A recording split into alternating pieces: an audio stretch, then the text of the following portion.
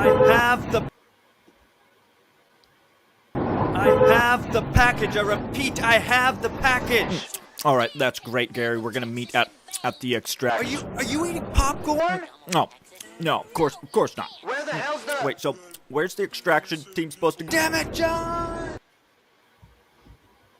Hello, everybody, and welcome back to Popcorn Talk. Yeah, hope everybody had a good week and are ready to dive into this movie. Yeah. Welcome, Shieldwall. Hey, thanks for having me on. Glad to be here. This was I'd never seen a movie before. It was an interesting movie. It was a lot of fun. Very 1940s. Yep.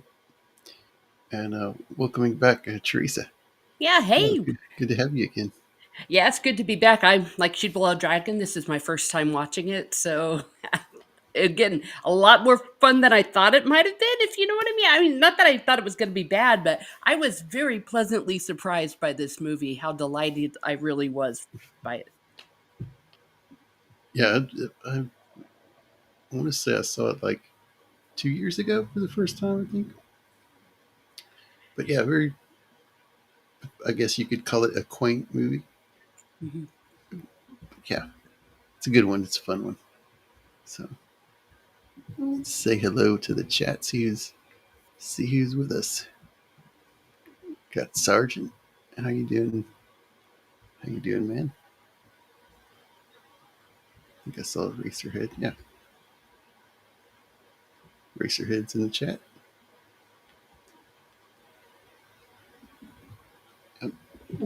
Alrighty, let's dive in. Oh, here it is. New York City. 1947. Yeah. Just like the LA Confidential. Well, that was in actually the 50s. That was a great movie too. Yeah.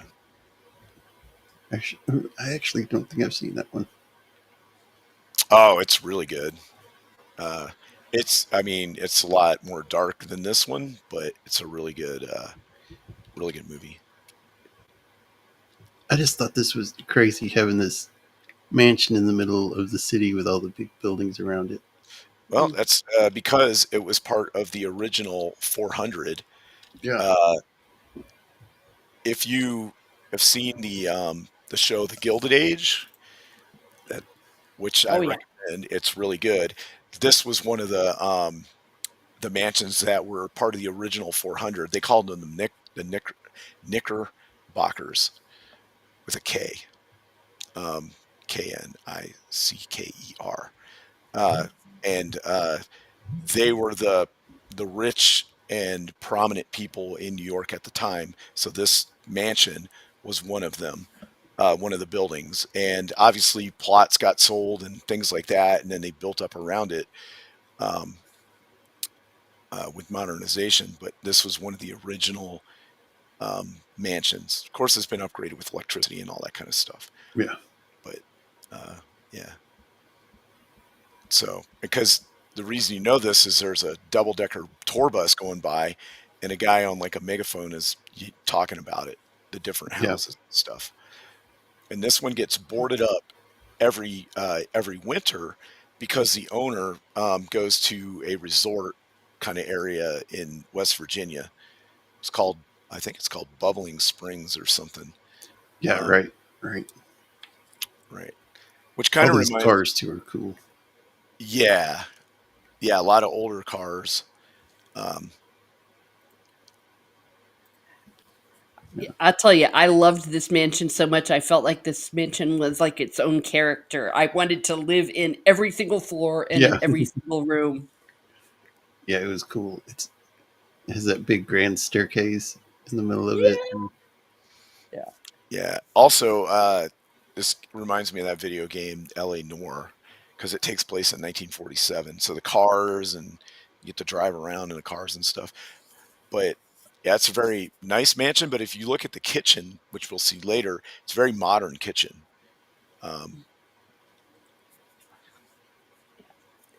But also that walk-in That walk-in freezer. That was Yes. so Yep. even that I wanted. So this is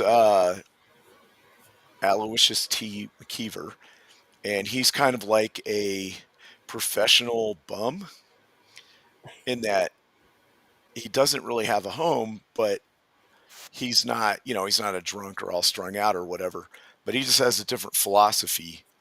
Um, he has Diogenes kind of philosophy on life. I think that's how you say his name. Yeah. The And he Yeah. just has this hidden spot where he just comes through through the wall, through right? the wall. And then he Yeah. goes through the a sewer drain to get into the house. Now, how he actually goes from that to inside, it never shows you. But he doesn't like using the front door because that's a giveaway. Yeah. I was talking behind the scenes about the stereotype of the jolly homeless guy. The jolly hobo is definitely prevalent Yeah. in everything with to do with this character. Um, Right, right. yeah. What you said just reminded me of like something from Skyrim, like going through the sewer to get into the place. Yeah. There was like an Yeah, adventure like that. yep. So here he is rewiring the electricity so that when the door opens, because the door has a switch that is supposed to um, do some stuff like let the servants know that it's open, that kind of thing, and it has like a bell system and all. But he's rewiring this so that when the door opens, the lights will come on. Or No, no, the opposite. Yeah. yeah, the lights will go out, right? So that he has the lights on. So if the door is opened, the lights will go out before as the switch hits. So somebody coming in shouldn't notice that they're on. So he can have the lights on and stuff because all the windows are boarded up. As long as he doesn't light up the very top ones, no one will see. Right. And there are guards that patrol the house every now and Patrol then. the house every night. They come by to check on it. Yeah. So, but they come at the same time, so he knows when they're going to be there. Right. Also, that's a very hefty circuit Yes. board with the old ceramic fuses on them. You had to screw them in. Yeah. Yeah, it's really big. Yep. Oh yeah, And he then handcuffed himself to it. so yeah, so this is a tenement building that is going to get torn down to make room for the Michael O'Connor Enterprises office building. And so the guy on the bed is Jim, and he's a recently returned soldier from overseas, uh, which when this movie is set, there was so many military people that were getting out of the military, obviously because they didn't need them anymore, and now they had to find jobs, places to live, all that kind of stuff. And for about 4 years, everything was put on hold. People moved all over the place. California's uh, population exploded with people moving out there because that's where a lot of factories were built. They built giant factories in Michigan and all those kinds of places. And so when everybody's coming back, they're looking for work, but they're also looking for a place to stay. And it has to be cheap too, because a lot of them only have money that they have saved up. They're looking for work. It's all, everything, housing is expensive. Uh,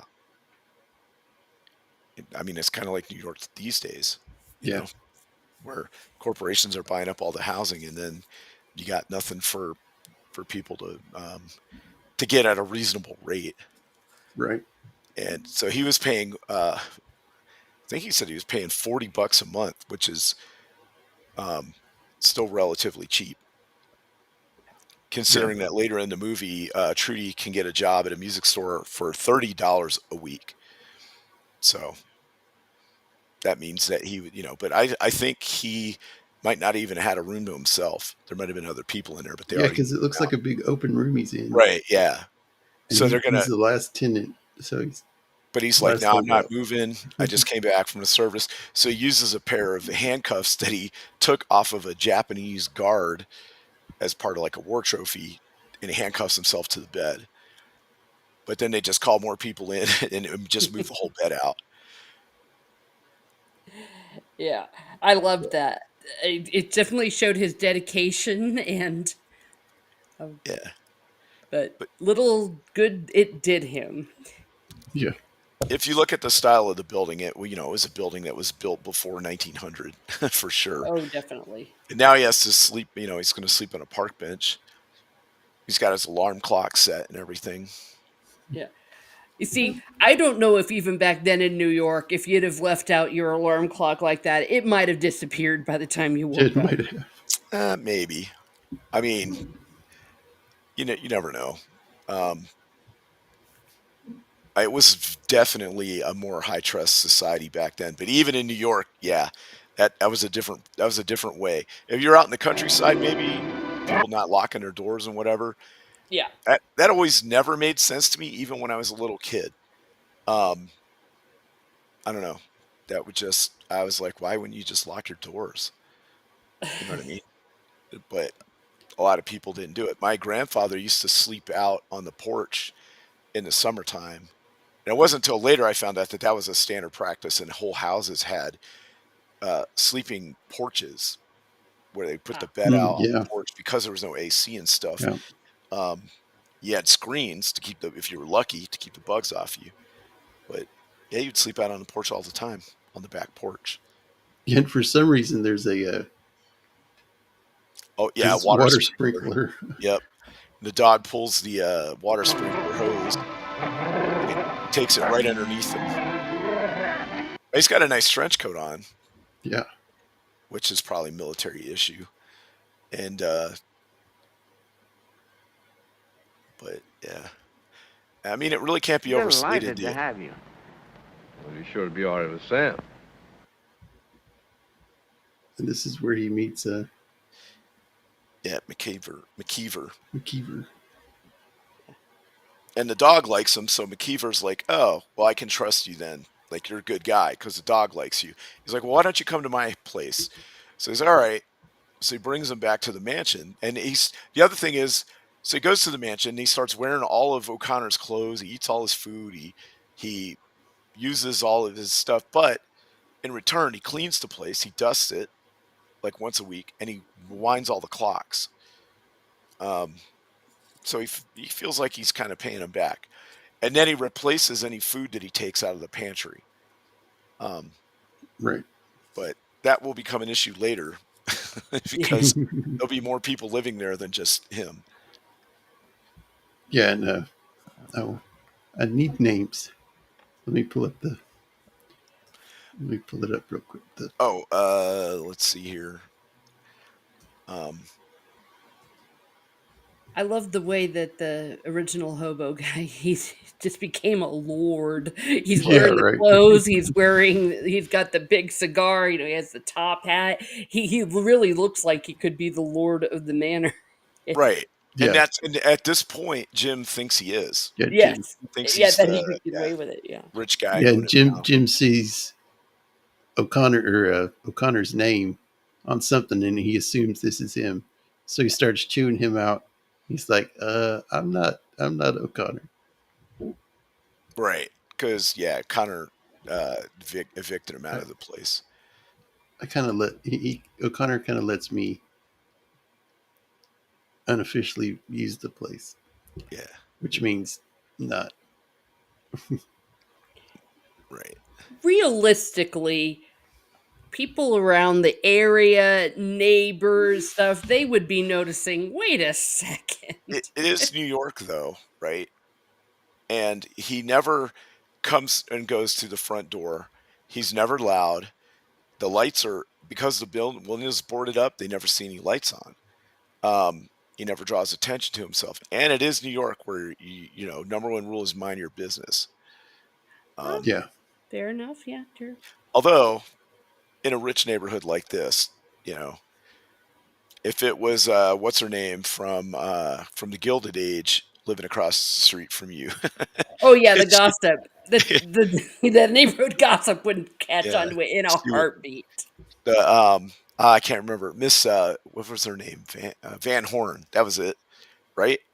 was the son Oscar blew all the money, and she was Oh, gonna, yes. yeah, And Gilded Age, yes. yeah, in Gilded Age, yeah, she was very judgmental. But I will say this, a little off track, I was always on her side. She was right about everything. Yeah, usually the most suspicious people and the most gossipy people kind of are. Yeah, And they're like, I knew it. she was Oh, just very judgmental. West I, Virginia. yeah. Well, this is in Virginia, on the border of West Virginia. Yeah. Now, this reminds me of that place that they had where all the Congress was supposed to go. That's in West Virginia, though, in case of a nuclear war. And then some uh, reporter did a big story on it, so it Yeah. basically made the place useless, and they had to shut it down. But it was a place you could go in Fallout 76, and it had like an underground bunker there and stuff. That was based off of the real thing. It was kind of cool. Very nice. Yeah, that place is amazing. So now he's going to have a big staff meeting, board meeting, I guess, and he's telling people, "Yeah, we're going to invest in this, and we're going to sell our shares in that." And then he gets a urgent phone call from the finishing school that his daughter is at, and that was a thing you did back then. If you were rich and wealthy, is you sent your children to finishing school. And then, so these pictures are in the house. Or no, wait, those are on the. I'll be right with you. I'll take it in here. He's got his little riding jacket on. Those photos that I think I can't remember if they're in his office or in the house. They're at their house, I think. Yeah. Also, Jim has an electric razor, and I was like, huh, that must have been pretty cutting edge. Yeah. Oh, there's look Your at that. The brother's typical quote unquote old maid finishing school headmistress. She's dressed like it's Yes. 1910 and she's got a Yep. music stand there. Yeah, a lectern. Yeah, a Yep. lectern, I guess that's what it's supposed to be. But yeah, Yeah. I thought immediately the aesthetics of this movie, though it's funny, this is actually contemporary times. So it's not it's not like it was retro. Yeah, I'm like, right. this is marvelously retro. It's like, no, this is the way they really were. It was a more civilized age. Yeah. If you look at it, right, in 1947, they had radios, airplanes, cars, trains, boats, um, telephones, record players. Uh, Television was just going live that year. Mm. As a matter of fact, they were making televisions and selling them. Um, so, I mean, I don't know, for like a super young kid today, it might be totally weird. But I think for somebody as old as me, I don't think it'd be that weird to live in 1947. Too It early. basically has everything you have now: ice boxes, refrigeration, Mhm. um, you know, all that kind of stuff. So somebody's just opened the front door and the lights went on and off. So they have to, so he's like, Right. that's too early for the guards. Also, the first foil electric shaver was developed by Remington in 1937. Yeah. Oh yeah, she came into. She wants to leave the school, so she needs money. So she's going to take all the fur coats out of the closet Yeah. that So, belonged to her. yeah. Oh yeah, she's good. That'd be, those would be expensive. Yes. And today Antifa would be beating And her real. up when she went outside and it's like Yeah. fur is murder. I'd rather be Murder. naked than wear fur. Right, and PETA and whatever. Yeah. Said thought her no hat- one. Yeah, I thought her hat was kind of cool too. Like everybody wore hats back then. Yeah. Yes. We should again. We should again. Even hobos. wore Even hats. hobos would wear. Yeah. Mhm. Well, I'll tell you what, my grandfather, to the day he died, and he lived well into 2004, he always wore a hat when he went out. Like when he went out, like to church or to an Mhm. event, he would always wear one of those kind of fedoras, and he just Yeah. looked sharp as Yep. could be. Cool. Yeah, Yep. Yeah, Wear a people don't know tie how to dress anymore. all the time. Yep.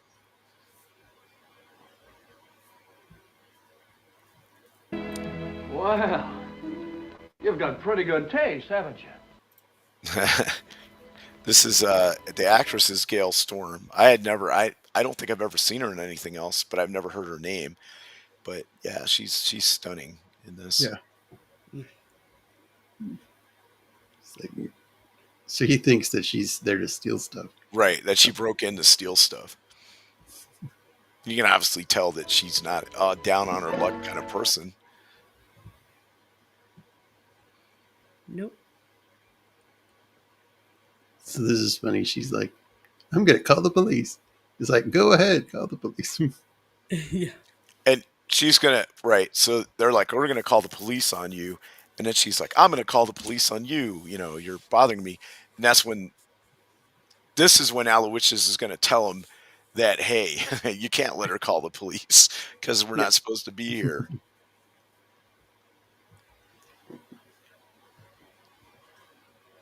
Yeah. Yeah, Shout out to the bathtub, by the way. I know we've already passed it, but when the hobo guy, the character, kind of shows up, he gets yeah, in that big bathtub and cleans himself off. I Yeah. want that bathtub. And that's realistically why they look so clean now. And Yeah. yeah. The other thing about this is how long the cord on that phone is. Yeah. And they take it into places and close the door on the cord. So in reality, you wouldn't be able to move that phone that far unless it had a really ridiculously long cord, which I think a lot of phones might have back then. And she overhears their discussion. So she pretends like she's, oh, I've never done this before. This is I right. just This one, needed she's one. going to hatch her plan to try to mess with them.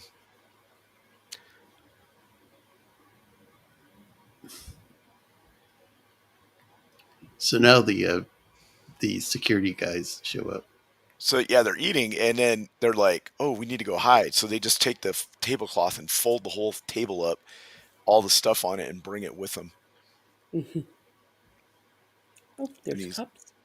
yeah, they come in and then they make a call back to headquarters. Hey, everything's fine. And this Well, is when they're they hiding go in into the the freezer. right. They go into the freezer. Look at this. She's known him 20 minutes. He's going to give her his robe, and this is it. She's going to fall in love with him. That's it right there. Yeah, she must That's not all have they been have to around a do. lot of men.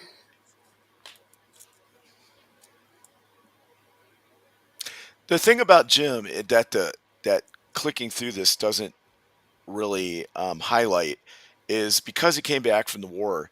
He's kind of not really afraid of anything. He has a really good sense of humor, but nothing really dampens his drive. He's got plans and he's going to go Right. somewhere and do something. It's the kind of the aura that he puts off, right? And that this is only temporary till he gets on his feet, kind of thing. Um, and I think she can maybe sense that a little bit.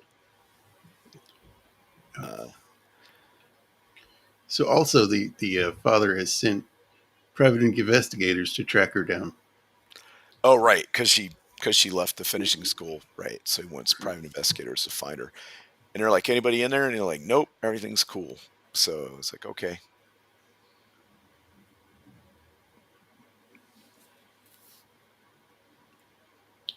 Say hello to Sax in the chat. Hello. Welcome. Yeah. So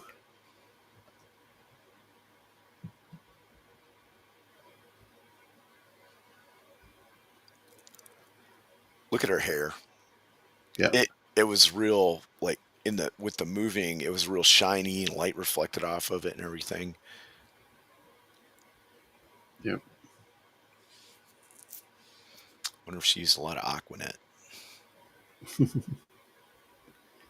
So she goes and gets a job at a music store.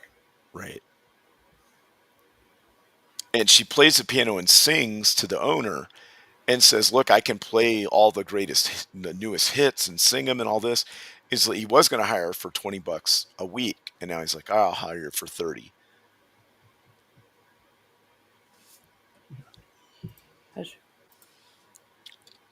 It was a lot back then. I was going to say $120 total, and I bet you their taxes weren't quite as high back then. No. Yeah.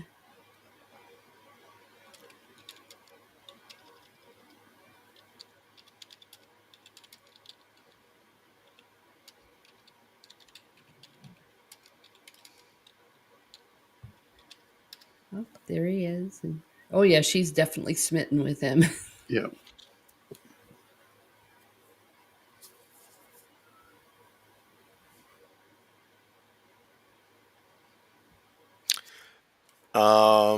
So according to Grok, $30 in 1947 had the buying power of $436 today.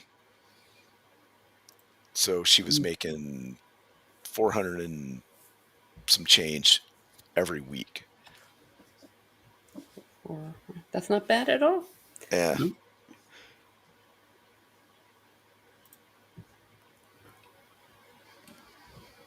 And that's just for playing piano.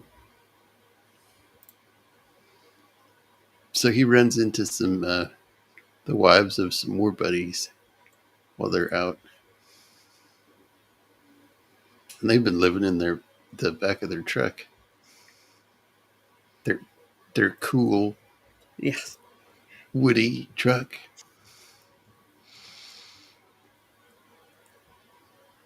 Once again, looking far too happy Yeah, and they're happy. saying, "Oh, we're just living in our truck, being homeless, and here's our kids, and the kids aren't screaming." Right. So there's the little kid, and then the other wife just had a baby a few months ago. Yes. Yep. And the kids are happy, and there's no iPhone inside. Yeah. See, you didn't need an iPhone back then. He's got Yeah. a little whatever that is, some kind of wooden toggle board thing. But who needs a car seat when you have a basket to put the baby in? Right. Hey, they didn't have car seats even when I was a kid. I'm thinking they didn't start up well to the 80s, maybe? Yeah. That was back when they used to just shove us in the back of a truck, too, Yeah. in the bed of the truck. Um, I remember driving, and my mom's. I've seen it. Other people do it.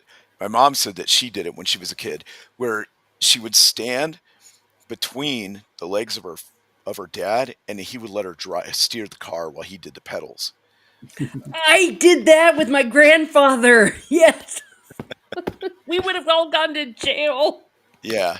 Or I remember kids laying on the back above the seat, like long ways where the back window is, right? Laying on that Mhm. shelf up there because a lot of cars had it where the speakers would go, and Mhm. just looking out the window, laying up there. So if you got in a wreck, they would just either shoot out Slice, the window or Yeah. come forward and hit slice. everybody long ways like a log. What else? Yeah. Or, kids just horsing around in the back, not being strapped in at all with no seatbelts or Yeah. nothing. Or even, yeah, even if you just had to slam on your brakes hard. I don't even want to think about it. I probably escaped death several times. Yeah. My mom would need both hands sometimes for something, and she'd like, here, steer. Yeah. So, of course, Sweden invented the first one that was like commercially viable, that provided actual crash protection for infants.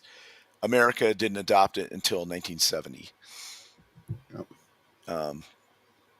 But that was one of the first ones where 1971 was the first one where it could, uh, the Bobby Mack convertible, where it could do front or rear facing. And then the 1980s, the 5-point harness latch system. That's the one that nobody can figure out how to install in a car. Right. Yeah. So I don't know if y'all noticed, but that's on the right there. That's the skipper from Gilligan's Island. It It is. is. Oh my Yeah, now that you say gosh. it. Yeah, let's see. No, no, no. Yeah, there it is. Alan Hale Jr. I think that's him. So they're trying Yeah, to get Captain an Jonas apartment. Crumby. That's the skipper's actual name. So they're trying to get an apartment, and they neglected to tell the super that they have kids and pets. It's Oh like, yeah, and no he's like, kids, no "It's pets. the rules." So they give him a swirly in the Yeah. mop uh, sink, mop bucket sink. Over from meat rationing. Rules are rules.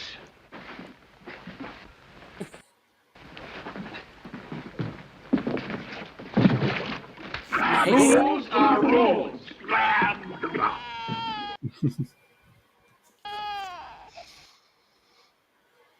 So they go to Mr. McCuber guy. It's like, come on, place to stay. Oh, there's the crying baby. Okay. Only when they need it to cry, you know. Yeah.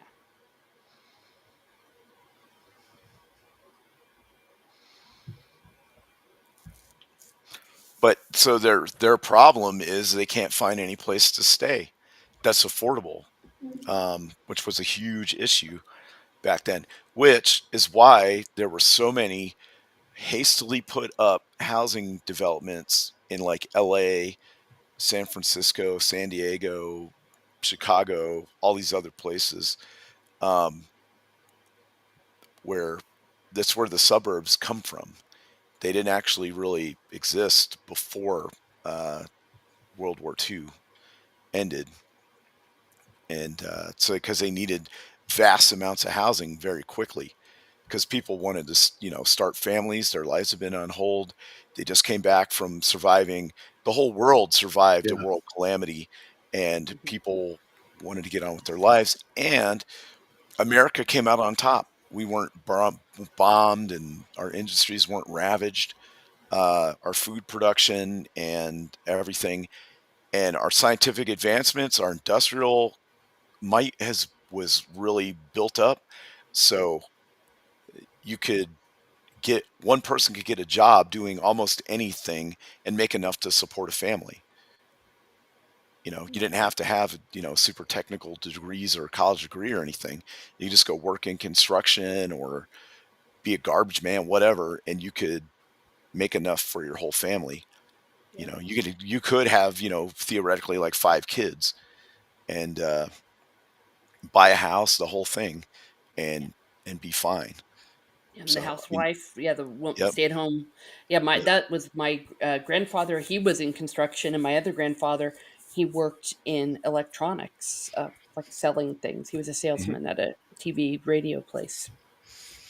yeah. Wouldn't happen today. Now, my grandmother eventually did get a job, but that's because my grandfather got sick, and then she Mm, worked at a plastics plant for like up into her 50s and 60s, I think. mm, But she didn't start till her 40s. So, yeah, yeah. The single income family was a possibility. yep, You- that, Uh, that was even a reality up into the 90s, I think, um, Mm, and for some places. so they're all playing pool, talking about what they should do next.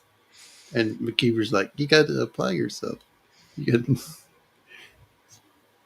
So I think when the O'Connor guy was talking to the board, he was talking about a new place where ships would just come up and unload.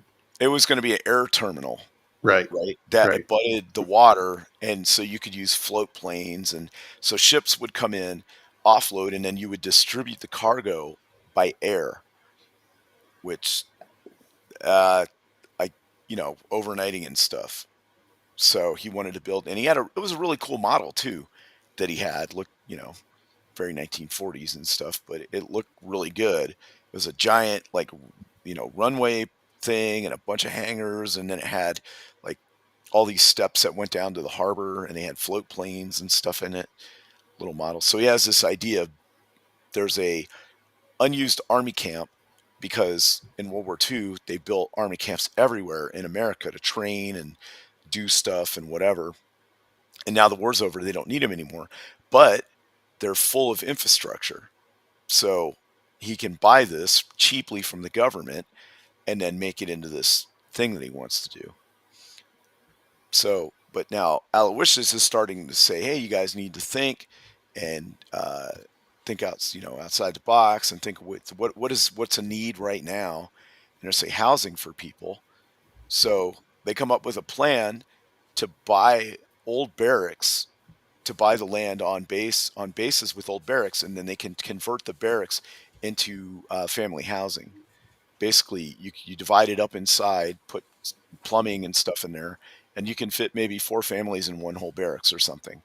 Divide it up, which basically becomes if you've ever lived in like a townhouse kind of thing with an adjoining unit or whatever. I've lived in lots of those actually in my life. Well,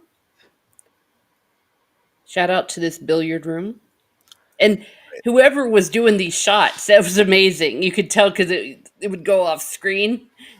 Right. It's like, Yeah. it's like Yep. okay, let's get our expert billiards person here. Right. Because he's like, and they're playing pool, and he's like, well, you just gotta, think of all the possibilities, and then he hits it and pockets 3 of the balls. Yeah, right. Yeah. Yeah. So And they're all shocked. yeah. Watch. So basically, with the way he's not dumb, right? He could probably be successful. He just doesn't need to be because he can just mooch off of these different, like living in places like this and just being kind of a resourceful bum, basically. Which would be kind of awesome. Getting to Yeah. do that. As long as you didn't get caught. Well, like I said, he's kind of like Diogenes, who the Greek philosopher guy that lived in a giant ceramic jar. Like that was his house, and people would come and he would just, basically he didn't need anything, so his philosophy was like very, very different than most people. Like he didn't want money or any of that kind of stuff, except what he needed to live. And he Right. became so popular, people gave him free food wherever he went because of his philosophy. Even Alexander the Great, when he was making his way through his conquests, he stopped in the city that he was in and wanted to meet him because he was so famous. And the story is he walked up to Diogenes, who was just like laying in his little jar, and he says, hey, I'm Alexander the Great. I'll give you anything you want. Like, you know what I mean? I'm rich and powerful. He's like, what do you want? And he's like, move out of the way. You're standing in my light. He was, like a shadow over him. And that's really famous is what he told Alexander. Is like, look, man, all I want is for you to get out of my sunlight so I can bask in the sunlight. So this guy kind of has that kind of same philosophy. Yeah. He could use his brain for other stuff, but why? I mean, look at, he's dressed nice. He's smoking a cigar and drinking the liquor and everything. So he has all these like networks of ways he can get stuff. Then she comes down looking like a smoke show wearing this nice dress. Oh hell yeah! And I want this dress so badly, you have no idea. And of course nowadays it wouldn't work with the cigarette, but still back then it's like, can someone give me a light? Sure, it would. I think it would still look. You just can't have it like hanging out of your lips with like a Marlboro or something. Yeah. Like you're still talking. You ever, older women that did that where they'd be yelling at people where they still had the cigarette in their mouth. Yeah. But it was a good thing. It's like, oh, I need a light for my cigarette, and that would make the man have to lean in and Right. Yep. Exactly. You want a light? Well, because That back face. even at this point in history, they were advertising cigarettes as good for you, open up your lungs and Yeah. help you breathe and Yeah. all this kind of stuff. Yes, it was recommended for Doctors do asthma. it, Yep.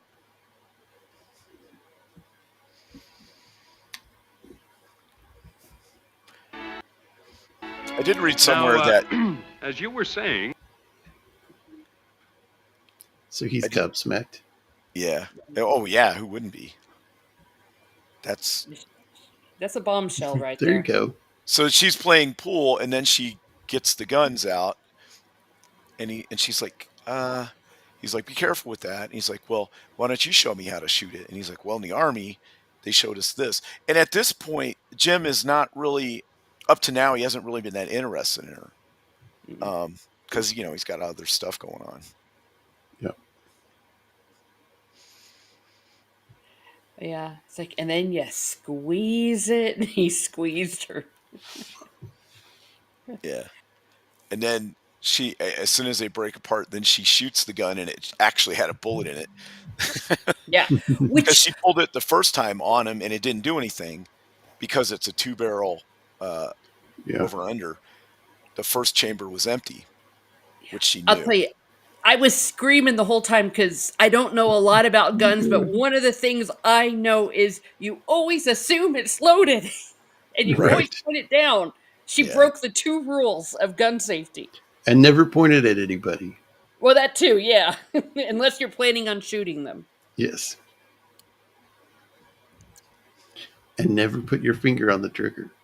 No, until you're ready to shoot. Right, until you're ready to shoot, yeah. So now this is the father, and the private eye figured out where she was at. So he shows up in his car. He's like, "You're gonna come back with me and all this." She's like, no. It's like, I'm not going back to. I'm finished with that finishing school. Yeah.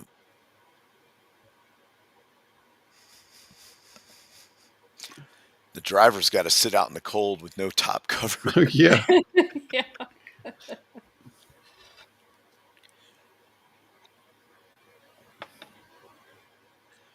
So she wants to talk to him, and then she goes back and steals the car to take, because he's like, stop and find a policeman. And then they get out and go talk, and then she runs off and goes back to his car and tells the driver to take her somewhere. And then this other car pulls up that's identical, and so he gets in thinking it's his car, and it's this old lady in there with the dog. And he's like, "Oh, excuse me, madam." Yeah, that was a funny moment. Yeah.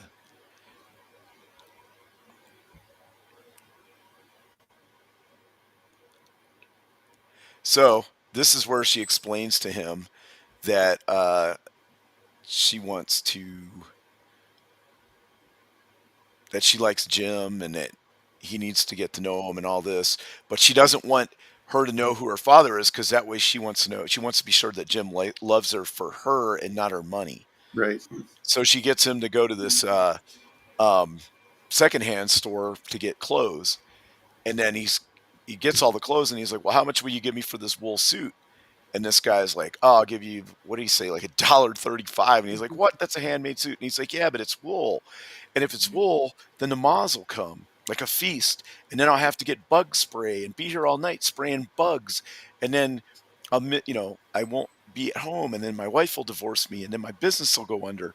And, and all this kind of stuff. So, yeah, if you've ever... I thought that was a great monologue that he did. Yeah.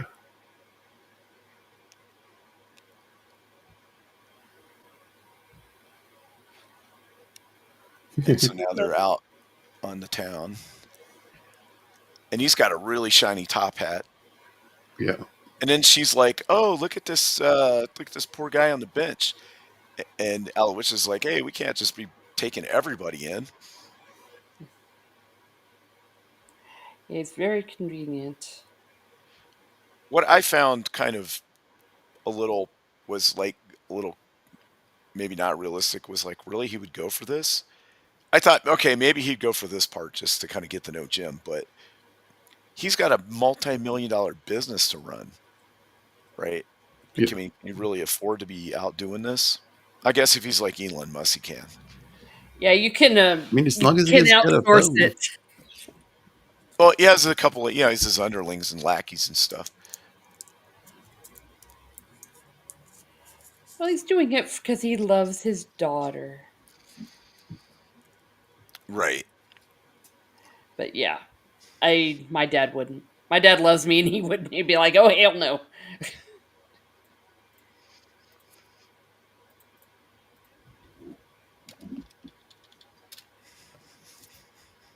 Well, he first wants to call the police, so Right.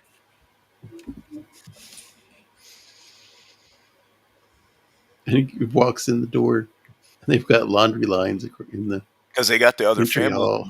Right. And they can't put the laundry outside. And apparently the building doesn't have a washer dryer.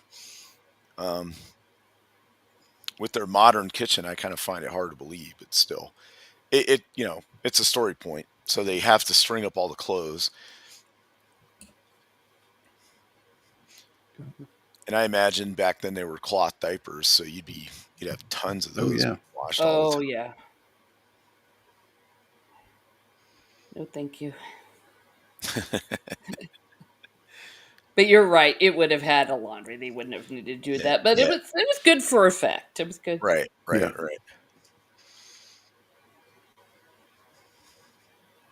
So this is the model that they're making of the barracks on how they could change them into single home units. yeah. And they, obviously since they've been in the army, they know the interior. I don't remember if it ever says what these guys actually did in the army, I but don't think it did. it didn't. So, but you know what I mean? They could have been like engineers or who knows what. They also never talk about their rank. So I don't know if they were officers or enlisted. I would assume they're enlisted. Yeah. But you never know. I guess the only clue would be the gun, but then again, I don't know if that would have told you anything or not. Oh, you I mean think they him didn't showing use her how to shotguns use the like that. gun? Yeah, But most everybody, had a Yeah, pretty even much officers would a be trained knowledge of guns, on basic weapons if you were in the army. even Which, just regular people too. So. yep. okay. Oh yeah, especially back then. Yeah, back then you could buy military arms back then out of Sears catalog. Good times. Yeah, Yeah, because Browning was trying to sell the Thompson submachine gun to, I think it's Browning. Anyway, they were trying to sell the submachine gun to the government, but they didn't want to buy them, so they wound up having to sell them in catalogs, and that's how all the gangsters got a hold of them. It's because they were selling them to the public. Like you could be a farmer, and they were saying that part of their advertising in the catalog was, get rid of those pesky coyotes and foxes and other stuff by buying this Tommy gun with a 75 round drum magazine. make an order too. Yeah, mail ordered. Yep. Yeah, just sent it to you. Of course, back, even in the 1890s, you could buy whole houses and they would ship them to you and you just built it yourself.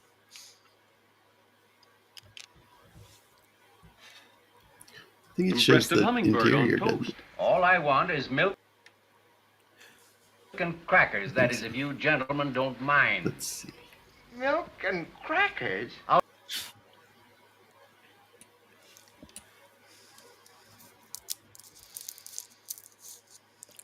Come on.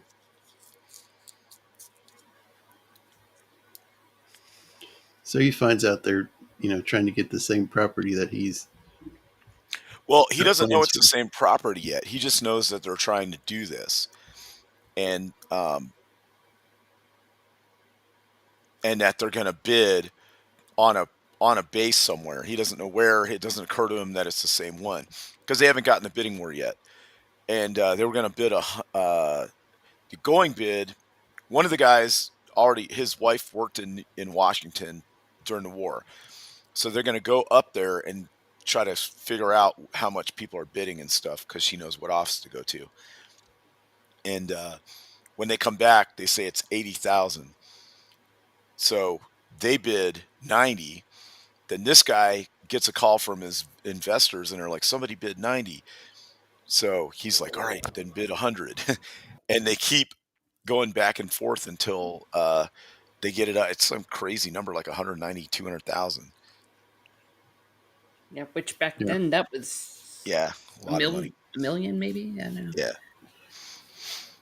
So she's like, "Oh, I got to go take care of the baby," and he's like, Oh, right. "The And baby." she's like, the Oh, baby.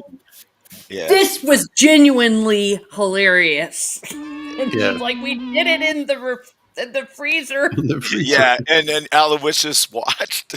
He wouldn't He leave. was there too. He was there too. Yeah. And he's like, what? And He's like, how did I love. he's like, how did this happen? Oh, well, we did it in the freezer. I like this part where he walks up to the baby clothes. Oh, It's my. his big head on the baby clothes. Fruity?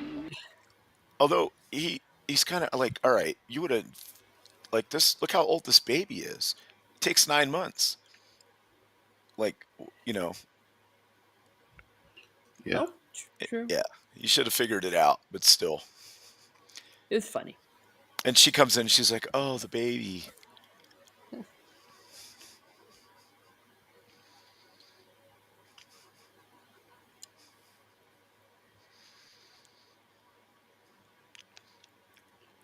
This is when they came back, and this is when they just got back from Washington. Yeah.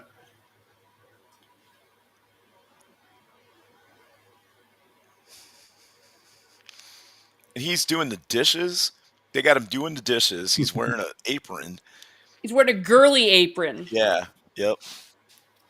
Now, the thing about O'Connor is he is a self-made man. There was a time when he was very poor. He had nothing. And he worked his way up to doing that. So he's not, manual labor is not unknown to him. And this guy's like, yeah, you got to make sure you keep it clean and put your back into it. And all this kind of stuff. And he's like, "No, be careful. I saw a chip in one last night." Yeah. Well, that's later. Later on when they're having dinner, and he's like, I'm going to leave. And he's like, well, take your plate with you, make sure to clean up your mess. This is where he tells him you're very messy with everything. And this is when he gets on the phone and he's like, hey, bid 90,000 on the, this also is where when he closed the door, he should have cut the phone cord. Yeah. Right. Yes. Look how thick that door is. Look at the distance between the edge and the window. Yep. And he conveniently left it open just enough that they could overhear. And they think he's crazy. Like, but they think like he thinks he's a millionaire. Yeah.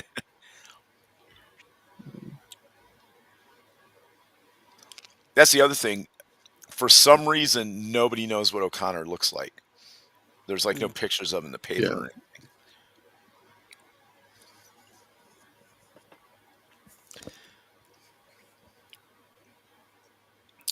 Imagine those days where you could just walk around, no cameras everywhere. No one knew where you were. No phones to call, unless it was at a house or something. No GPS tracking. No. No cell phone tower triangulation. Well, that's the way it was when I was growing up in the 80s. Yeah. Yep. Yeah.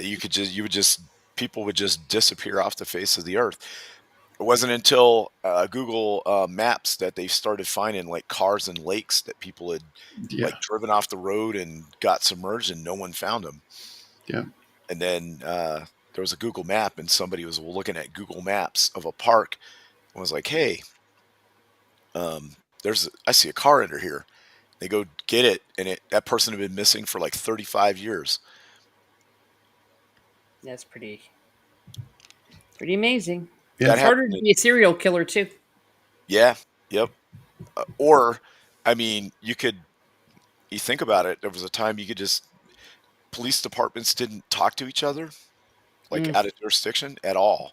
So you could do a string of murders and get away with them all because they had all the evidence to catch you, but they weren't talking. So they weren't connecting. It was like starting over every time. Yeah. So they kind of have it out, and he's like, "Yeah, you're not going to marry this guy." So she calls her mother. Yeah. Right. And her mother lives down at in Florida. I Now can't that's a hat. remember. Right. Yes. Nice fur though. Hmm.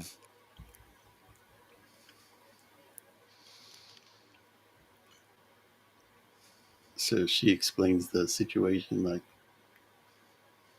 the Oh, lowdown. also, I don't know how old Jim is, but uh, um, Trudy. Yeah, Trudy. She's only 18, so Yeah. she's just 18, and she branches that to her mother, or that. Well, you got married to father when you were 17. Yeah. Yeah. Yeah. Different times. Yep. Yep. My grandma was married at 17 to my Hmm. grandpa before World War II. And my Yeah. grandpa was 10 years older than my grandma. Yep. That was my great grandmother. She got married. She got married late. She didn't get married until she was 20. I was like right on the edge of being too old back then.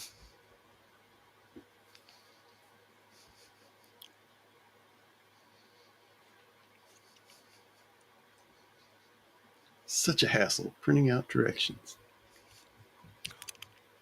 Directions, we just used paper maps. Yeah, right.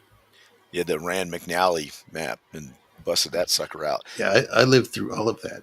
You could never get it from old. Buying maps to printing maps to Yep. on your phone. I still do that for trips. Print it out so I have it in Yeah. case there's like no cell service or whatever. Yeah. You always got to have a backup. Yep. Don't just rely on your phone. Well, I remember going on. We went from Japan to Vegas to do a red flag exercise, and I was supposed to follow these people in a vehicle, and it was like getting dark, and it was like a rental, and we were on the base, and we were supposed to follow them to our hotel off base, and there was another car that looked exactly like them, and it was hard to see because it was dusk and whatever, and I got behind that car and took a wrong turn and got lost. So I wound up having to buy an actual map at at a gas station, and then finding where the hotel was based off of that. Oof. Yeah. Because I mean, this was 2003, so Yeah. Then they still had him, but I mean, my goodness, they didn't. well, smartphones weren't around yet. Yeah, exactly. Yeah, and you're bringing back all these memories. I remember they used to have that stuff in gas stations. Yep. Yeah, I did the same thing in the last time I used a paper map to really navigate was probably 2009.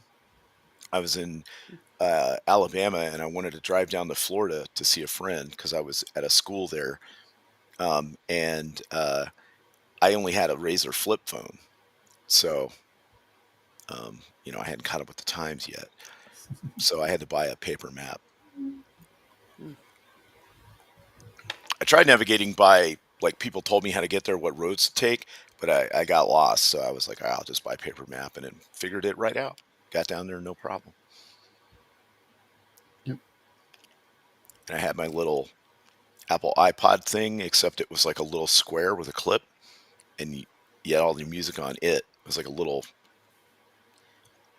2 by 2 inch thing that had like 100 songs or some on it. Yeah. I actually had the CD player that you Mhm. could like burn a bunch of like 300 songs onto it, a disc, and the CD player would play that. Mm. You're talking it had an actual CD in it? Yeah. Okay. Because I remember, yeah, I remember when portable CD players first came out, they would skip a lot if you moved them. So you really couldn't like run or walk with them or anything. And then they came out with a newer version. I had one in the late 90s, but I'm sure Teresa remembers the Walkman. Oh hell yes, yes, Yeah. yes. That was a big Story of my deal. life. Yep. Yeah. Now, do you remember ever riding in a car with an 8-track tape? Yes, my Yeah. grandmother had one of those. Yep. 8-track was nice because you could hit a button and it would go right to the next song. Whereas with a Walkman, it wouldn't like automatically go there. You had to wind, rewind. Yep. Yeah, he's like, did you use the front door? It's like, yes. And he's like, oh, what's that smell? It smells like, what is it, Slumgullion? Slumgullion, yeah. So he's Irish and his wife is Irish.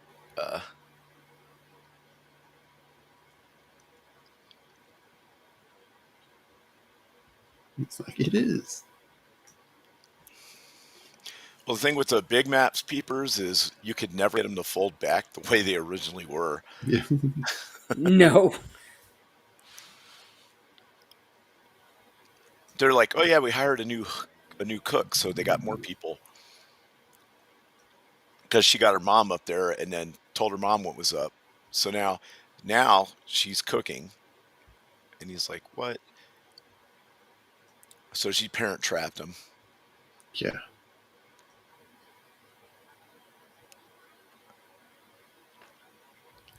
Look at that refrigerator.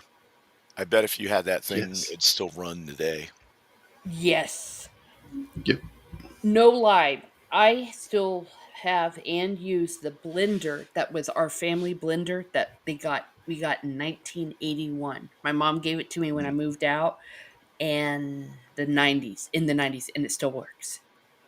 Look at that stove. My great grandmother had a stove like that. It had those kind of Yeah. knobs on it. Mm-hmm. Yes. Yeah. And everything was that white enamel Mm-hmm. over metal. Yeah. Yeah. A church I used to go to that when we went there, we sold the church building, and we got the stove that was in it, and it was that stove, pretty much that stove. Yeah. She also had a lot of metal plates that had that enamel all over it too. A lot of them were chipped though, so you could just see the metal underneath.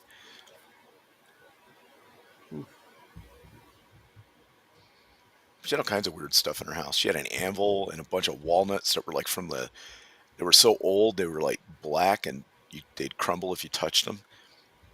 I don't know why she had them. They were in like a bag somewhere. She also canned a whole bunch of. She had her own garden till about 3 years before she passed away, and she would go out there every summer. When we were kids, we'd go up there and we'd help her pick the corn, and she had beans and squash and all that stuff. It's like when they start fighting here. Yeah.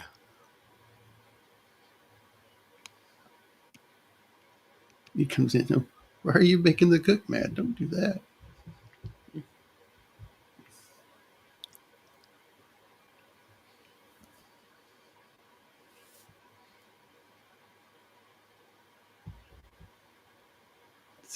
So he calls the guy and got to raise the price more, and then he tells him to call Jim and offer him a job in South America. Right, in Bolivia, but the catch is he has to be Single. Yeah. single.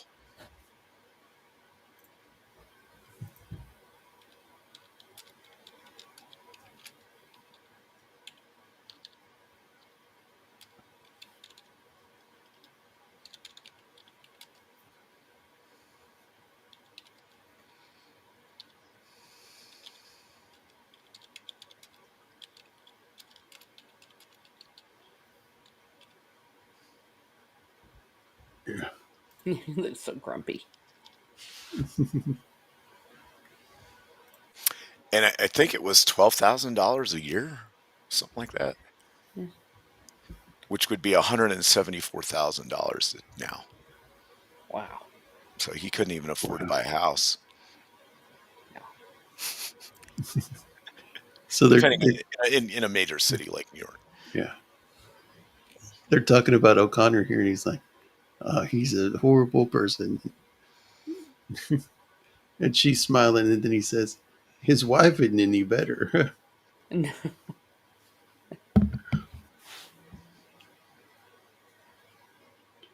Yeah, this is where he says, be careful with the plates. There was one chips last time. Yeah, when he left. And then also like he's like we need to make some money. We got to refill the pantry because normally I just take a little bit and put it back, but we got so many people living here. It's so you're going to have to do some work. He's got him shoveling snow. Look at this. This guy's the CEO. He's the second richest man in the world, or in the country, and he got us shoveling snow. And he's like, yeah, he's like, snap it up. We're getting $1 an hour for this. And then he's like, well, you could help. And he's like, oh, all right, I'll go get you a bigger shovel. I know, I'll get you a bigger shovel. And he's like, and hurry up, we get this other place over here. We'll get $1.10 an hour. I got Yeah. that lined up. Yeah. So It then is this funny, guy too. sees him and is like, wait, what are you doing out here? So then he hops in the car and he's telling him, did that guy Jim accept the offer? And also, I don't think they figured out yet that it's them that are bidding on the army base. So he tells I them to think like, so, yeah, because he keeps upping it. right.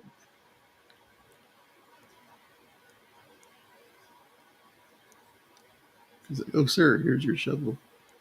Yeah. So they make enough money to buy stuff to refill the pantry. And now they're putting up Christmas trees with the old-fashioned tinsel that Yeah. was highly flammable and toxic, and and, Yes. and the Christmas ornaments, which I don't believe have really changed. They're still No. super fragile and will crack and Pop, you become, drop one. pop if you drop them and become a minefield. Although I know the Christmas lights from this era were all in series, so if one bulb burned out, you had to figure out which one it was. Yeah. Yeah.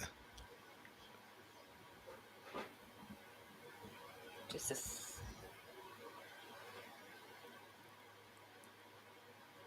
And it's been a long time since I put tinsel on a tree. Yeah. Now you have fake trees with tinsel already on them. Yeah. Now, It's been where's a the long fun time in that? since I've had a real live tree. I'm trying to think last time. In the 80s? Maybe 87? It's been a while for me. Because Last one was probably maybe 2013. my family just, well, we moved overseas, so it was hard to get them. So we just bought a Yeah. big one. And then after that, they kept getting smaller and smaller.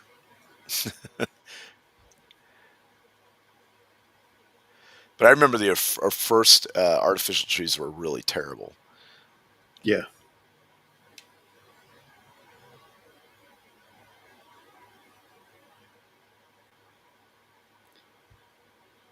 Now those are sought after. Mhm.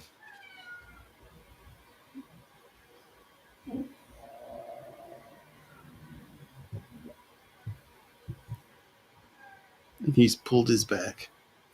Yeah, And this he is, was, I think, the scene where you see that they genuinely still are kind of husband and wife. They're definitely Yeah. very comfortable with each other.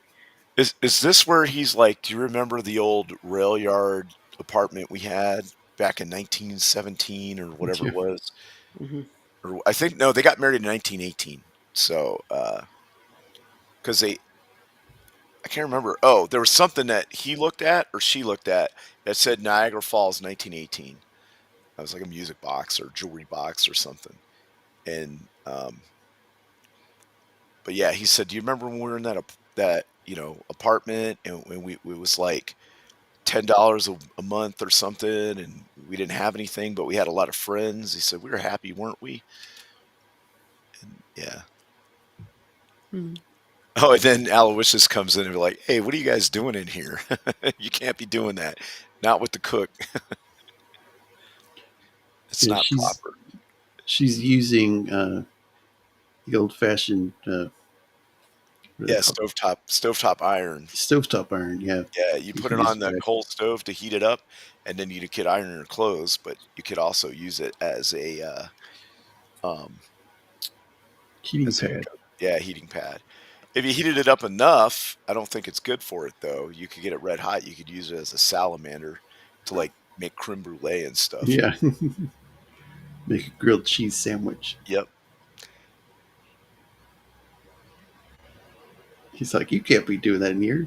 There's children around. Yeah. He's like, go back to your You got to go live in the servants' quarters. Yeah. Now, this servant's room, I love it. I mean, I'm just going to keep gushing over this entire house. I just love it. I like the Even a little bitty servant. staircase that comes into the room. Yeah. The Yes. servant. Also, I want to say one of my grandmothers had a vacuum that looked just like that.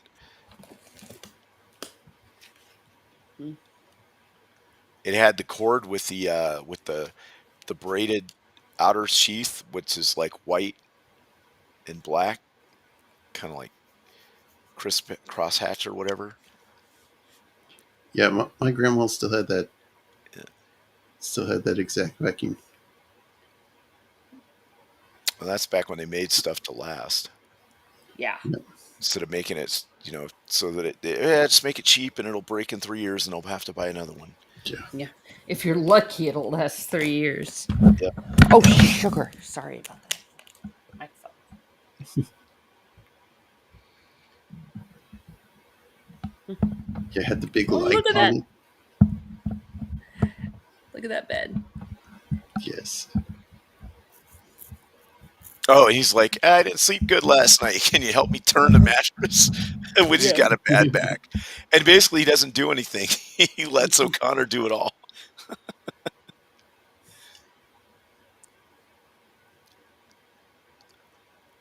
He does not look amused. Yeah.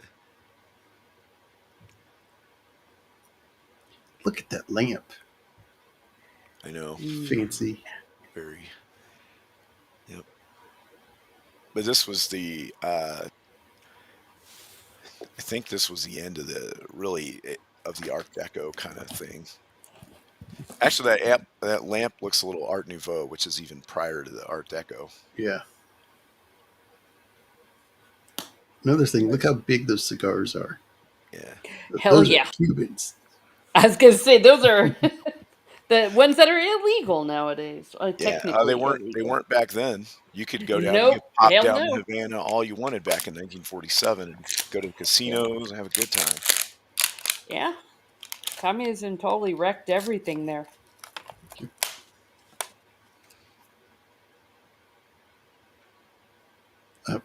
I'm sorry, I always remember the Seinfeld episode where Kramer's got Cubans rolling cigars in his apartment. Oh, he always managed.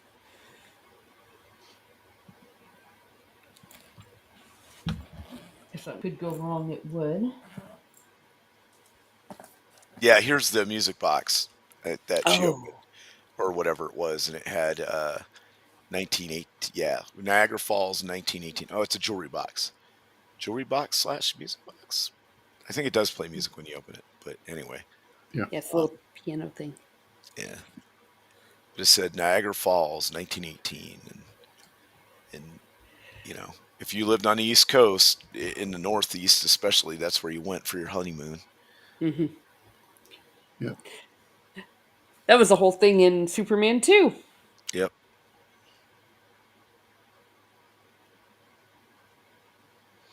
Never been. I haven't either. No, I haven't either. Let's all go. Field trip.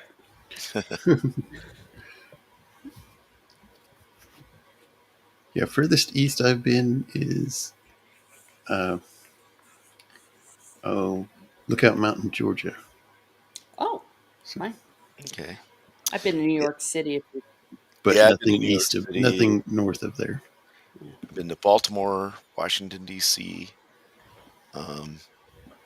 Delaware. I've been to Norfolk, Virginia. Of course, I wouldn't go back to New York if you paid me. At least not until a lot of things change. Yeah. I was in There are so many cool historic things to see in New York, but it's crazy right now. right, Mhm. yeah.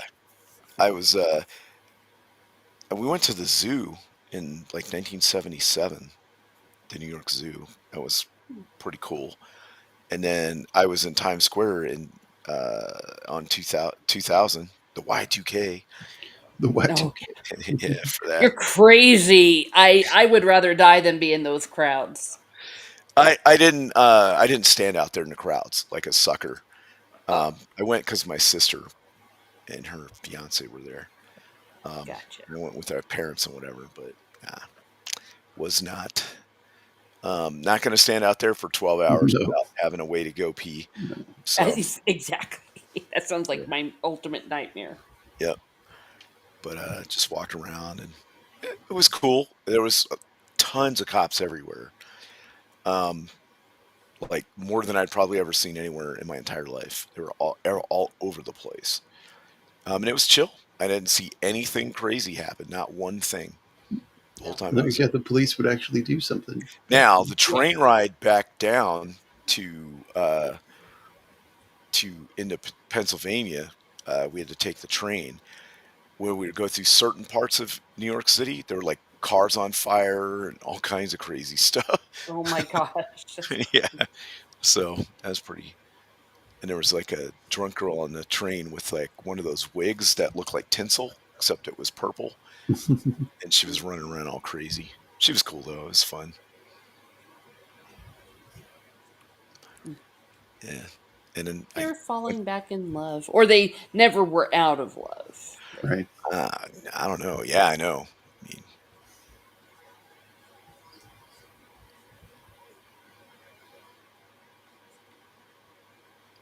that tree looked bigger when they were It standing on the did. ladder. It did. Yeah. And now, oh, now they're playing music and there's Santa Claus, Yeah. and he's finally wearing the smoking jacket because Aloysius let Yeah. him. He said, "If you're good, I'll let you wear the smoking jacket and smoke a cigar."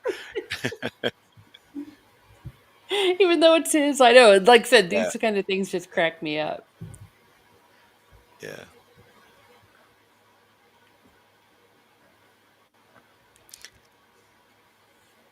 Yeah. And of course, he's Santa Claus. Yeah. Right.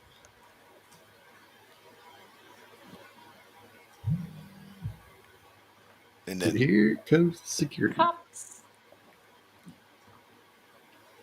somehow I can't remember how they got in.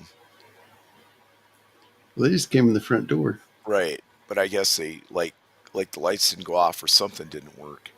It's like, hey, what are you all doing in here? And he's got the standard 1930s Yeah. police Yeah. stance with the gun down at the ready. You know. It's like you would get rid of us on Christmas Eve. So he talks to him and he's like, hey, why don't you invite your family over? So the guy gets on the phone and he's like, oh, sorry, my wife says she has nothing to wear. Yeah. Well, and And she thought he was drunk too, Yeah. because when he was right, saying all the things, it's like, no, I yeah. have not been drinking. So he's like, well, so they they call and they say, hey, everything's fine here. Don't worry about it. It's all good. And he's like, all right, you got to be out of here by New Year's Day, or else we'll lose our jobs for letting you stay. And everybody starts singing. They're like, shh, be quiet. Yeah, they'll hear you Oh, outside. there you go.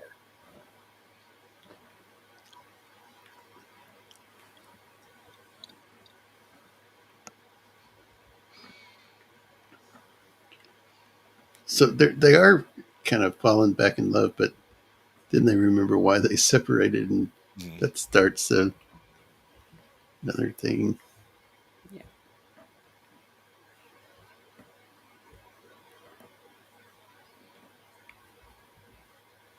And Glamour. yeah, Glamour look at shot. that, with a little tear in her eye.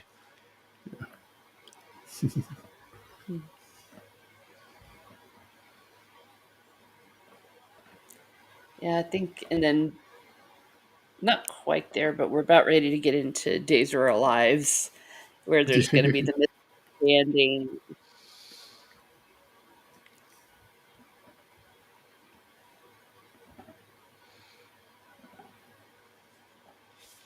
So they all go to they're like, hey, we've been outbid. And they're like, who's the bidder? And this is when they find out. Because Mhm. what they did was they got a bunch of other veterans together and chipped in money, and they had 100,000 money cash, and then they were going to get the rest in a loan from somebody. How that was going to work, they didn't know yet. But Aloysius told them, put the bid in, and then worry about the money later. Oh,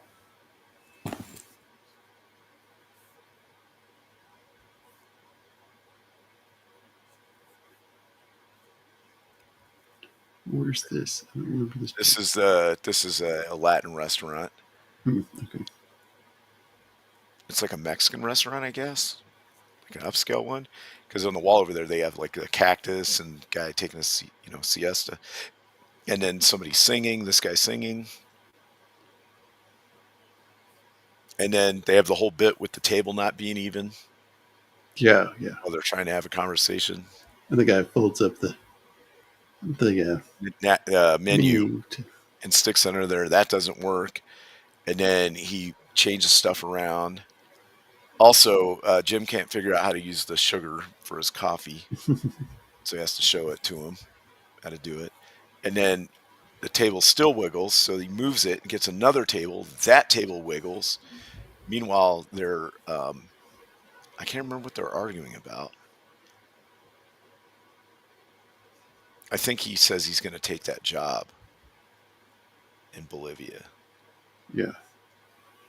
But he still didn't know that is O'Connor's Right. Idea to get him business too. Right. I think is this where he tells her, like, I'm going to go and, well, what was cool was that she was willing to marry him and move to Bolivia and just like follow him wherever he went. But Yeah. he was like, that's not an option. They only want single men. He's like, I'll be back in a year or two with enough money to do everything. She's like, no. And he's like, well, maybe you shouldn't wait then for me if that's how you feel about it. And yeah, she doesn't like that. yeah. Well, it's very convenient. Mhm. Only single men are allowed to come Yeah, to right. Bolivia. Right.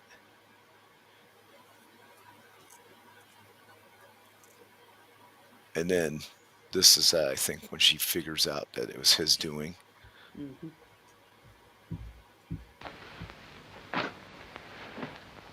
Jim. He's soaking his feet. Oh yeah, he's soaking his feet. Right. Yeah, this is, and he gets up and walks around and puts his feet back in there, and it didn't make any sense.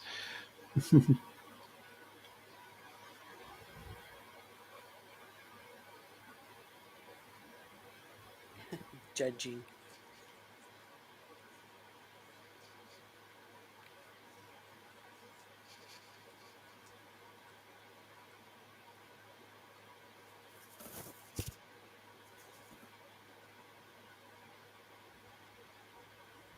I love that dog, by the way. He's cute. Mm-hmm. And it's Yeah. very well trained dog. Oh, yeah. He's a good. Oh, the other thing, when the cops left, he's like, you guys want some cigars? And he gives them all the cigars. And then O'Connor was like, well, can I at least have one? He's like, yeah, here you go. It's like, yeah.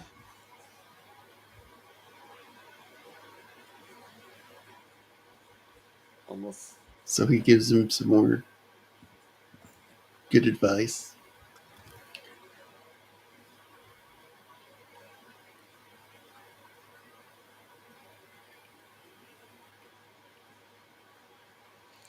Oh, also, when he was in the room with the daughter, he's like, well, we'll get him a job and he can have a secretary in a corner office and all this. And she's like, I don't want him to become one of your mindless yes men. He's got, he's got plans and drive and all this kind of stuff.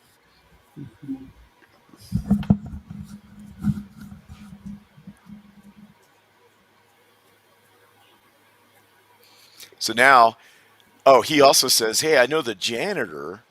O'Connor says, "I know the janitor over at the O'Connor building, and he can get you an appointment with the janitor. And I made that happen. You need to go see him in an hour." So him and his friends go there, and immediately the secretary's like, "Oh yeah, we know. You guys are expected. Go right in." Now they think that O'Connor is the his underling guy. Yeah. Uh,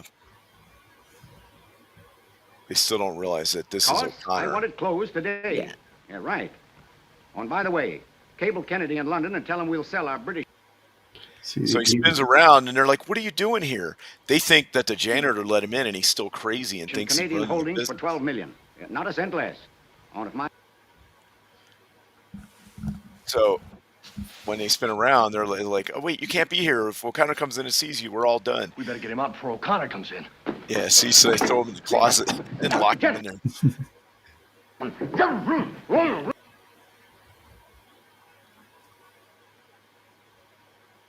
the guy's like, "Where is he?" And he opens the closet. It's like, "Sir, what are you doing in the closet?" "I like being in the closet." Yeah, which nowadays would have a total different joke. Yeah, yep. Yeah. And so what he did was he gave them the land, Right. kind of like going into a business thing with them. And of course, Jim passes out.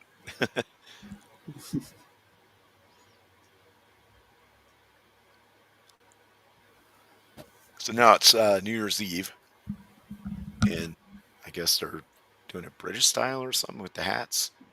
Yeah. Maybe Christmas crackers.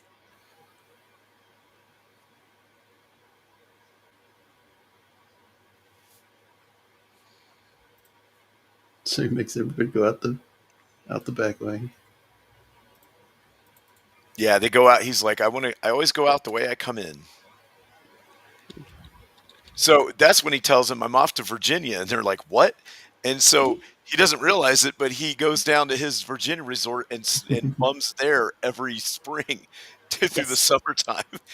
And then he's like, "Well, he's like, oh yeah, here for you. You guys can go over to the Gutenberg The Gutenberg estate." house. Yeah, Gutenberg house. I have a key for that too. And he's like, "What?" He's like, "Yeah, I hang out over there sometimes." So, like he's got all these different, and it's a lot of keys on that ring. So he's got all these keys to mansions, and he knows when they're not going to be there. He's like, "Oh yeah, those guys are in Europe from this time to this time during the summer, so I hang out there too." If off and on. That's pretty funny. Hey, Babs, what's going on? Yeah, it's a great movie. Look at her hat. Is that like a little Alpine hat she has on, like a little German? That's what it looks like. Yeah, Alpine kind of hat. It's kind of cute. Yeah. Everything about her is cute. Her clothes, I want them all. Yeah.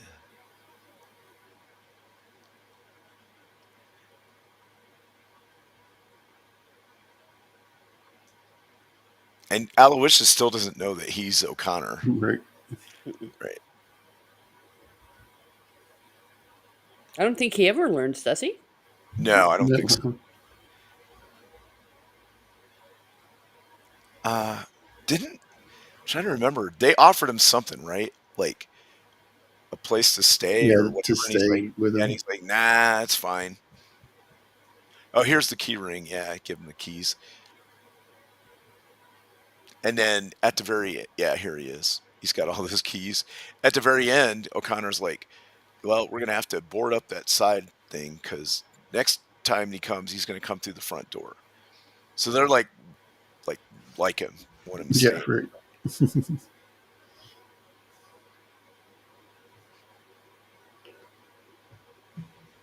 And there's his. I think that's.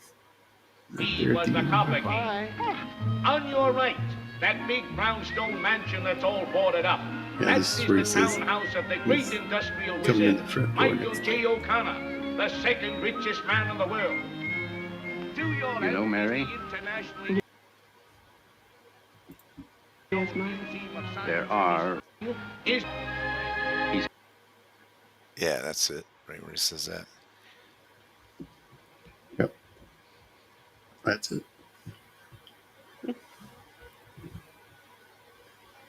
And the crowd goes wild. Good movie. Yeah, it was really good. Yeah. And it's Really kind of, fun. a little Christmassy. The end there is, Christmas and New Year's. Yeah. And love wins out in the end. And, and Jim and Remind me to nail up the board in the back fence.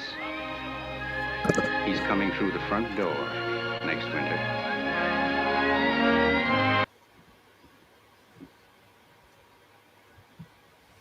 Yep. So yeah, I And definitely recommend that movie. Everybody should see it. It's good. yes. yeah, it's very Well, good. I'm really so glad I came onto this and that you invited me because I don't think I would have watched it on my own. It's not like I would go out of the way and go, "Oh, look at this random movie from the 1940s." But oh my gosh, I loved it. I thought it was so good. Good. I'm glad y'all enjoyed it. Yeah, it was really good. A lot of fun. Mm-hmm. Cool. Yeah, so I guess that's it. Yeah. Just go around that one real quick and see what we got coming up. Shieldwall, what we have. On Thursday, I will be on Rome of the Empire's channel, and I will be, we will be going over our favorite Christmas movie that's not Christmas related. Yeah. So it's going to be like a off the wall kind of, it's a Christmas movie, but it's not really like a standard one. It's not, it's not like It's a Wonderful Life or something. It's like at the time of Christmas, but it Right. We got to come up with something that is not standard. Yeah. Hopefully it'll be fun. And also tomorrow I'll be on Sorrentina's channel. We'll be going over the Hobbit trilogy. that would be fun. Well, I don't know how fun it's going to be because at least two of those movies were not that good. But No. I'm willing to talk about them. I mean, they have some positive things about them that I think were cool. But Well, somebody actually did a cut of the Hobbit trilogy where they kept just the things that were in the book, and it wasn't that bad at all. yeah, Yeah. my biggest problem with it is like the dwarves in the barrels doing all the weird like axe shooting and Oh, stuff. that was terrible. Oh, that was Terrible. ridiculous. The love story with the made up elf. The orc with the mace hand, he was okay, I guess. Oh, so you didn't like the love triangle? No, it's just wasted time. Oh, it was ridiculous. Okay, in the other movie where they spend like 30 to 40 minutes trying to douse Smog in molten gold and it doesn't do anything at all, complete waste of my time. I felt like I needed that time back in my life. They got to sneak into to Lake Town, but yet orcs are just running over the roofs and doing all kinds of stuff. Yeah, right. Nobody's like, hey, look at those guys. But the dwarves, they have to sneak in through the sewer or whatever it was. So I had problems with that.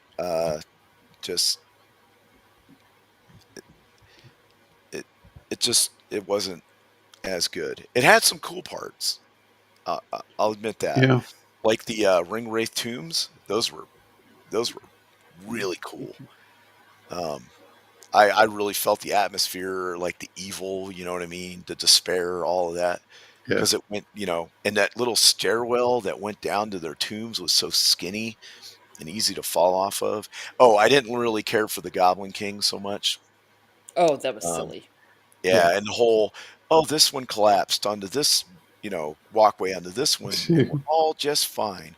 It's like, no, I didn't really, care for that. They cut out a bunch of stuff, like the barrow rights and all that. Oh wait, I'm thinking of a different. That wasn't even a thing. Yeah, never mind. In the Hobbit. Yeah. I'm sorry. That was in the Fellowship of the Ring. Yeah, Fellowship of the Ring. I thought you said the river thing. Yeah, the Lake Town. That was in Yeah, but that the was in. barrel ride down the river, Oh, that's the okay. fighting So that's where they orcs. escape from the. Right, that wasn't in there. I mean, they take the barrel ride, but they Yeah, but don't like there's doing trick Not all shots this. with axes and stuff and all no. kind. And Have then Legolas. yeah, the Army of the Five or the Battle of the Five Armies was not good. The CGI was crap and it was over the top. Anyways, I'll talk all about that tomorrow. But or yeah, tomorrow. And then let's see what else. I forgot what we're doing next week on this channel. Uh, Star Trek. Oh yeah, that's right. Star Trek. That'll be fun. More of the Dominion War, so tune in for that. Too bad there aren't any like Star Trek DS9 Christmas. Oh They don't really do that in Star Trek, I don't think. yeah, No. no, Well, it's fine though. No. You know, So that'll be good to go over. yeah, yeah. That's all I got. All right. Teresa, okay. you have anything? Well, I have coming up, I've got some things to say about the ridiculous Narnia news we have. Oh no, Yeah, I haven't heard. rock and roll, Pink Floyd. So I'll be doing probably a Wednesday midweek musings about that. It just depends on how things are going to be sorted out with my schedule. Also, I have been reading chapter by chapter through Harry Potter. The next one's going to be chapter 3. I don't know when it's going to air. Again, right now I have a very unpredictable schedule because of life, but if you would subscribe and hit the bell, then you will see them when they go live, or definitely maybe watch on the replay. And I plan to do more of that. I'm also going to do the same with Wuthering Heights, because as you all may know, there is a new adaptation with Margot Robbie, which looks so bad and so horrendous, and they're releasing it on Valentine's Day because they think it's a romance. It's not. So, going to be doing some Wuthering Heights, going to be doing some Harry Potter, probably Knights of the Seven Kingdom, The Hedge Knight. Want to do more books. Oh, that So, comes out in January. I actually have high hopes for that show, which means it's going to suck because anytime I have high hopes for something and hype for mhm. it, it's garbage. Well, what's going to happen is what always happens. The first season is going to be amazing. And then the Of second course. season is when they're going to mess with it. That's what they Right. always do. Yeah, like House of the Dragon, how the first season was really Hmm. good. Yeah.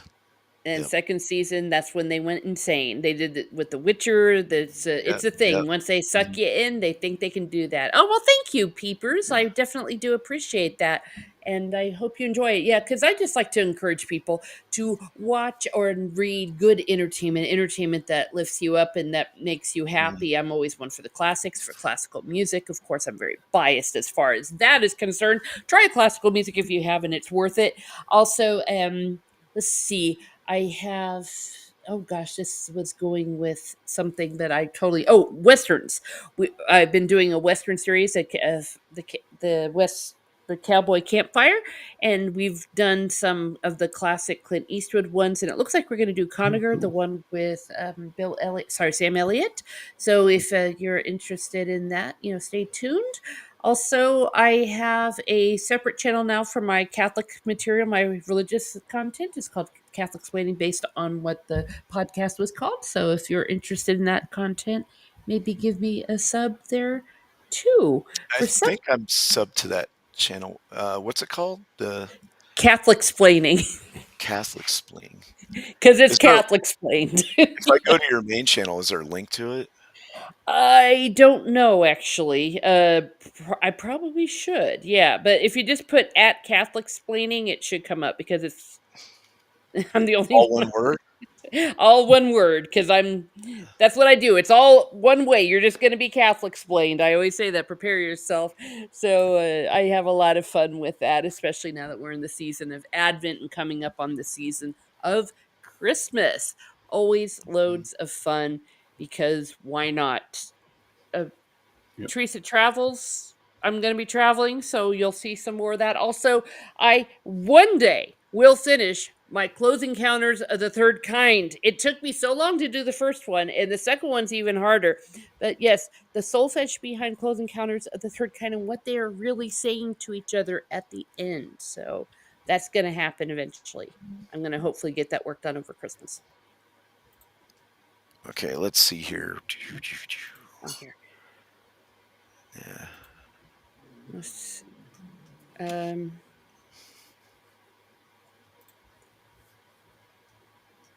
Let me see. I can share the. Yeah. I think you're a mod, aren't you? No, I'm not actually. Oh, really? Um.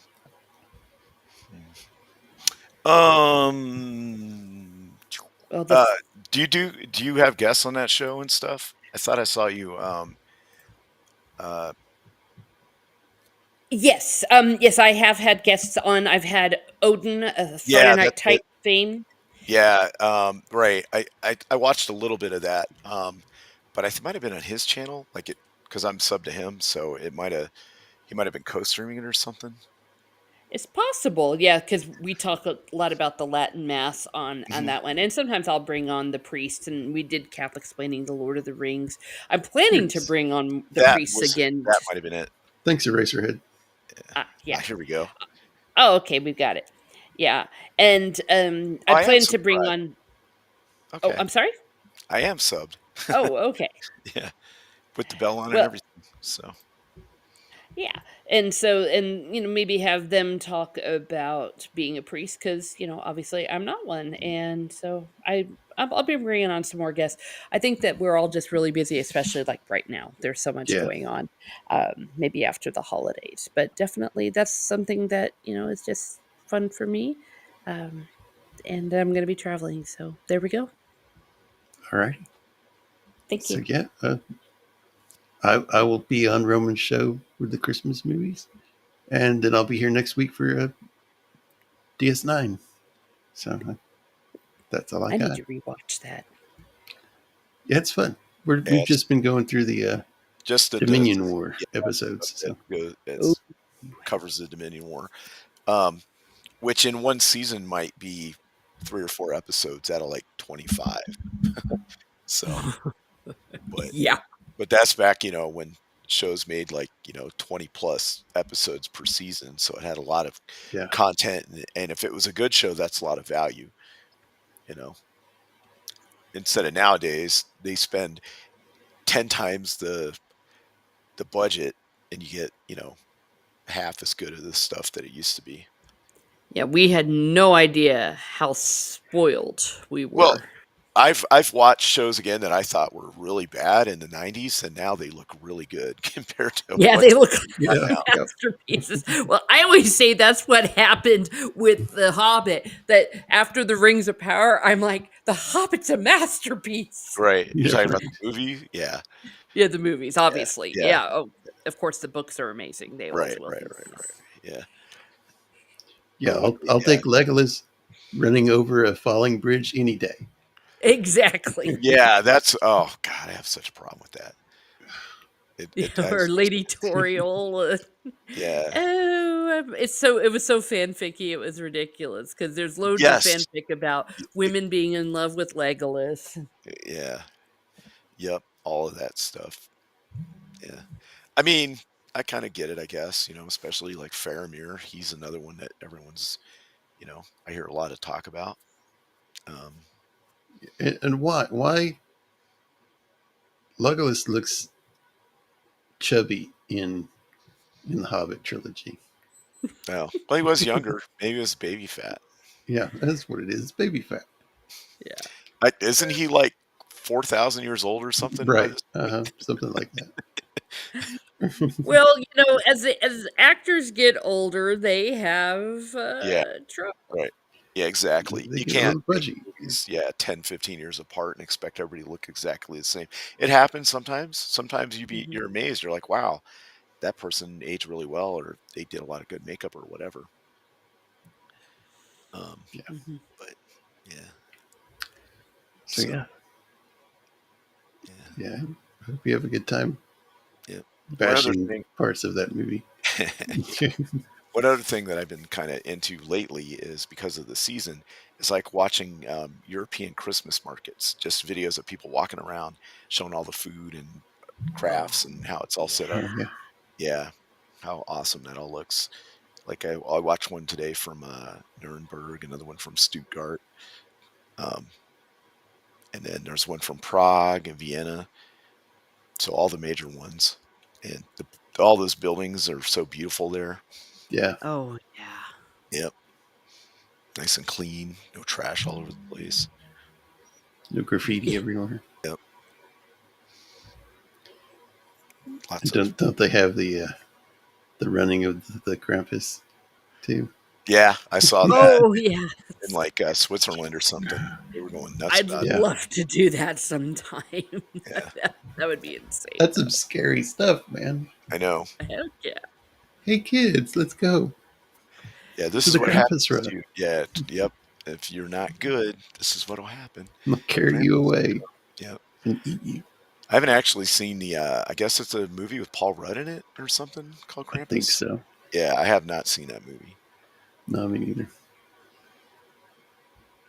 Well, But yeah, so cool. cool. Thanks to everybody in the chat for hanging. And no, not everybody's seen this one, but thank you for being in the chat. And Yeah. have a good week, everybody. And also, Merry Christmas. It's getting closer. Yay. So have a Yeah. good week, everybody, and we'll see y'all next time. Okay, have a good one. Bye, everyone. Bye, y'all.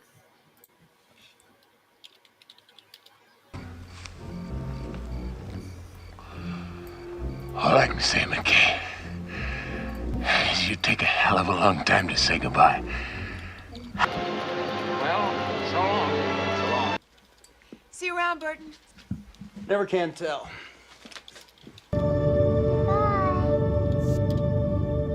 Good boy. Happy trails, Hans. Goodbye.